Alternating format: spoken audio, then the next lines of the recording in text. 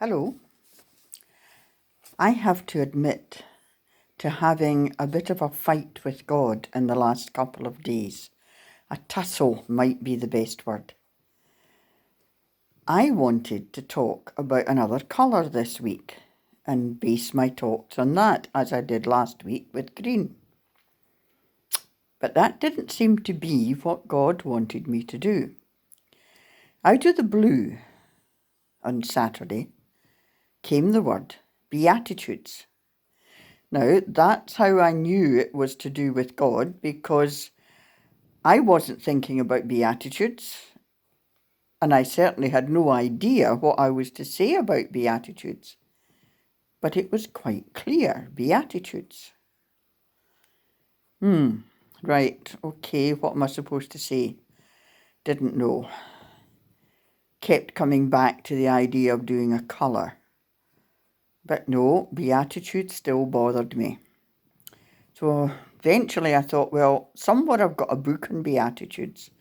I'll have a look and see if I can find it, and maybe that will give me an idea. So I looked, but I didn't find it. I don't know where it is. And I thought, well, does that mean that I've not to do it? Or does it mean I've got to think for myself?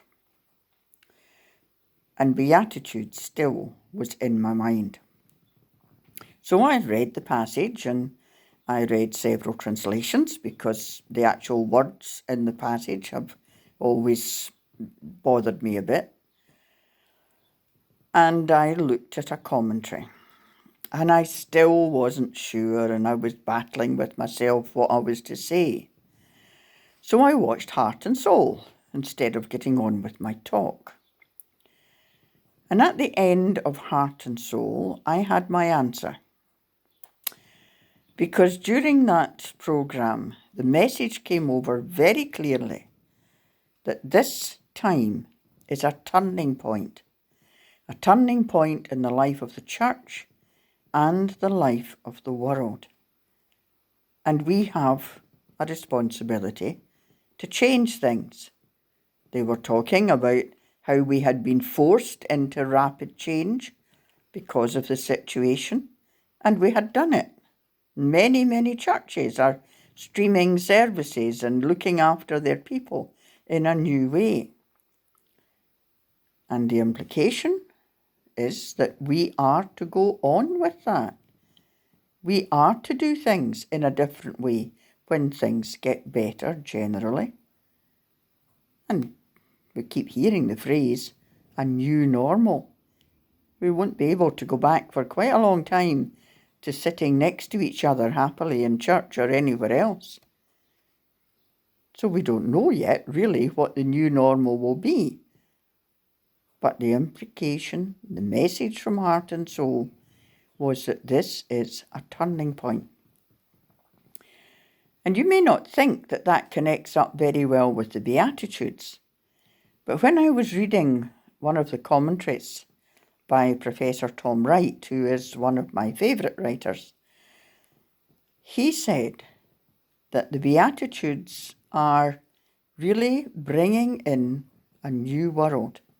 They are heralding a new world. They are good news.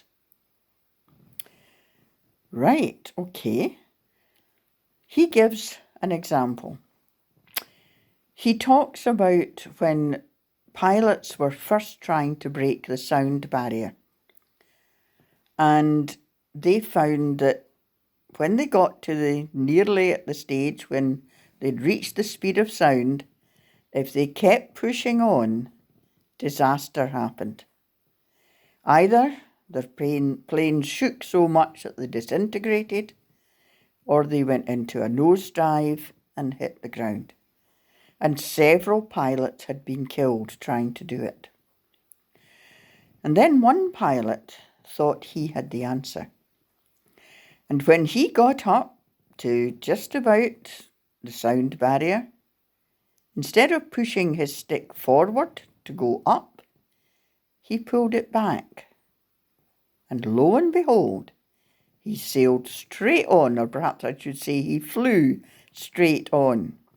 and broke through the sound barrier and went faster than anyone else had ever done.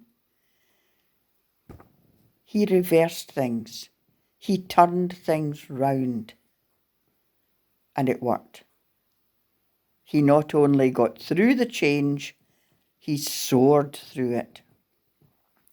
And basically, Tom Wright is saying that the Beatitudes are bringing in, they're heralding a new world where our expectations and attitudes are very different.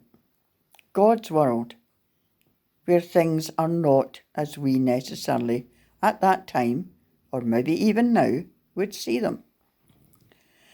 So, okay, then I went to what the Word said. And I looked first of all at the NIV version, which is the one we usually use. And in Matthew 5:3 we can read, "Blessed are the poor in spirit, for theirs is the kingdom of heaven."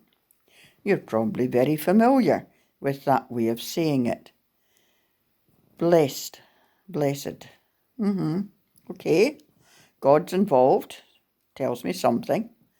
Are the poor in spirit. Now that needs a bit of interpretation. It's not immediately clear what that means. For theirs is the kingdom of heaven. Okay, come back to that. And then I looked at the Good News version. Happy are those who know they are spiritually blessed. They are spiritually poor, I beg your pardon. Who know they are spiritually poor. The kingdom of heaven belongs to them. Okay. Happy. Not sure I'm very happy about that. Happy is something, okay, sometimes we're happy, sometimes we're sad. Doesn't stay. Not usually. Happy varies. But I don't think that the Beatitudes are saying it's a variable state you'll be in.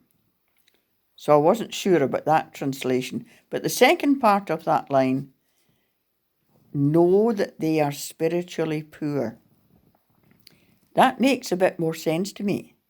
People who realise that there's something wrong. Okay? And then the third translation is the one which Tom Wright uses. And I suspect, although he doesn't actually say, that it's his own translation. Wonderful news for the poor in spirit. The kingdom of heaven is yours. Right. Now, that says a lot. Wonderful news. It's something great, marvellous. It's news. It's new. It's noteworthy. It's changing something for the poor in spirit. The kingdom of heaven is yours. That's a bit more personal when I read it. So what have we got? Blessed. Well, that to me means God's involved, but blessed tends to be a feeling of sitting still, being told you're doing well and everything's good.